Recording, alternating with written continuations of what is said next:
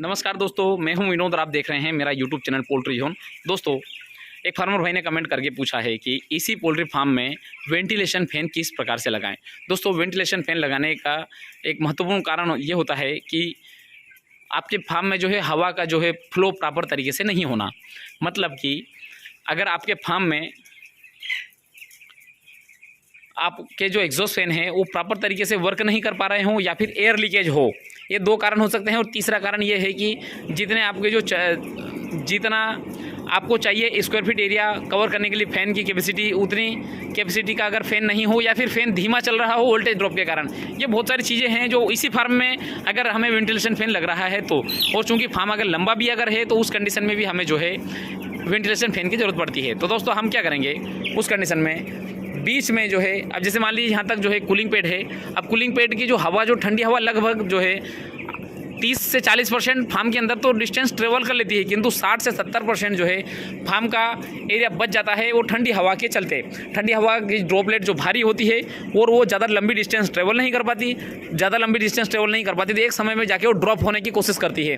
तो इसलिए हमें जो है कुछ हद तक तो जो है हमें 30% तक फार्म के कूलिंग पैड के पोर्शन से 30% तक तो हमें ठंडी हवा का एहसास होता है, किंतु आगे जो है 70% जो हवा जो दिख रही है वहाँ तक जो है हमें उतना जो है टेम्परेचर कम नहीं मिलता या फिर वेंटिलेशन उस प्रकार से नहीं हो पाता। तो उस कंडीशन में हम जो है फार्म के एक चौथाई हिस्से में जाके, मान लीजिए फार्म आपका 100 फीट लंबा है तो आप 60 फीट कूलिंग पैड से 40 फीट दूरी पे जो है आप वहाँ पे वेंटिलेशन फैन रख सकते हैं। अब देखिए जो है कूलिंग पैड दिख रहा है, इससे जो है मान लीजिए कि यहाँ पे 40 फीट हो रहा है। दोस्तों, अब यहाँ पे जो है आप क्या कर कूलिंग पैड रख सकते हैं। कूलिंग पैड की हाइट जो है ज़मीन से आप 2 फीट रखिए।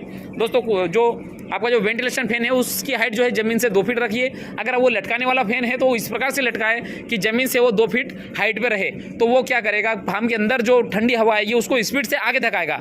अब आगे धकाएगा तो एक समय उसके बाद में जो है जो एग्जॉस्ट फैन है उसके रेंज में अगर चले गई वो ठंडी हवा या फिर वो भारी हवा, तो एग्जॉस्ट फैन उसको बाहर निकाल देगा। तो दोस्तों, इस प्रकार से लगाना है कि 2 फीट हाइट पे रहे। चाहे अगर लटकाने वाला हो तो ऊपर से इस प्रकार से लटकाएं कि 2 फीट हाइट पे रहे, या फिर अगर नीचे से अगर आप रख रहे हैं तो आप जो है स्टैंड बना के उसको रख सकते हैं 2 फीट हाइट पे। और मान लीजिए 30 फीट चौड़ा फार्म है तो यहाँ पे अगर आप एक वेंटिलेशन फैन भी अगर लगा देंगे 36 इंच वाला, तो वो भी जो है हवा को बढ़िया तरीके से बाहर निकालने में आपकी मदद कर देगा। दोस्तों, यहाँ पे मैं इसलिए लगाने का बोल रहा हूँ, अगर वो कंडीशन आए तो, जैसे मान लीजिए फार्म के अंदर का तापमान अगर बन रहा है, मतलब तापमान जो है मेंटेन अगर है, तो आपको क्या करना है कि आपको बीच में वेंटिलेशन फैन रखना है। किंतु तापमान अगर फार्म के अंदर कूलिंग पैड के पास में तो ठीक है, किंतु एग्जॉस्ट फैन के पास में सही नहीं हो पा रहा है, तो आपको जो है कूलिंग पैड से 60 मतलब कूलिंग पैड से 40 फीट दूर जो है आपको वेंटिलेशन फैन रख देना है और वहाँ पे उसको चालू कर देना है। दोस्तों, उसको टाइमर से भी जोड़ सकते हैं या फिर उसको कंटिन्यू भी जोड़ सकते हैं। अगर आप कंटिन्यू भी जोड़ेंगे तो भी चल जाएगा, उसको टाइमर से भी आप जोड़ें कि जब कूलिंग पैड की मोटर जो है कूलिंग पैड के ऊपर चले तभी वो फैन चले, उस प्रकार से भी हम कर सकते हैं। अब मान लीजिए बारिश का मौसम है, तापमान तो बाहर का कम रहेगा किंतु फार्म के अंदर की ह्यूमिडिटी बढ़ जाएगी, तो उस कंडीशन में भी जो है आप वेंटिलेशन का फैन जो है कंटिन्यू आप ऑन रख सकते हैं या फिर उसको टाइमर पे भी रख सकते हैं। आपकी आवश्यकता के अनुसार उसका जो है ऑपरेशन आप कर सकते हैं। तो दोस्तों, इसी के साथ मैं वीडियो समाप्त करना चाहूँगा। धन्यवाद।